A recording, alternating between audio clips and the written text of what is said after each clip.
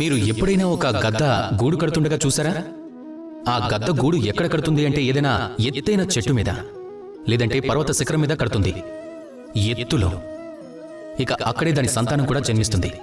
దానికి సంతానం కలిగినప్పుడు ఆ గద్ద చాలా ప్రేమతో, శ్రద్ధగా, సావధానంగా వాటి ఆలనా పాలన చూస్తుంది.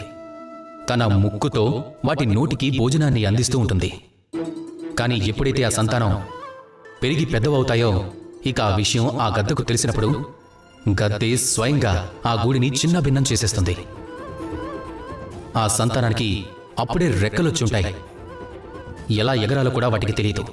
ఆ సంతానాన్ని అంత ఎత్తు నుండి కిందకు పడేస్తుంది. ఆ పక్షి పిల్లలు ముందు భయపడిపోతాయి.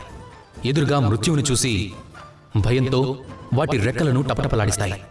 ఇక అదే క్రమంలో ఆ పక్షి పిల్లలు ఎగరడం నేర్చుకుంటాయి. మరి దీని నుంచి మనం ఏం నేర్చుకోవాలి? ఇదే, మీరు ఆ సంతానానికి తల్లిదండ్రులైనా మీ సంతానాన్ని మీరు తప్పకుండా ప్రేమించాలి. కానీ వాళ్ళని ఎప్పుడూ మీ గుప్పెట్లో బంధించి ఉంచకూడదు. మీ పిల్లలు జీవితంలో ముందుకు వెళ్లాలని మీరు కోరుకుంటే మీ గుప్పెట్లోంచి వాళ్ళని స్వతంత్రులను చెయ్యండి. ఈ ప్రపంచంలో పోరాడనివ్వండి. అప్పుడే ఆ సంతానానికి తెలుస్తుంది జన్మతః వాళ్లకొచ్చిన రెక్కలు ఎలా ఉపయోగించుకోవాలని. ఆ తర్వాత మీ కళ్ల ముందే మీ సంతానం ఈ ఆకాశంలో విహరిస్తూ కనిపిస్తారు. రండి, నాతో పాటు ప్రేమగా చెప్పండి, రాధాకృష్ణ.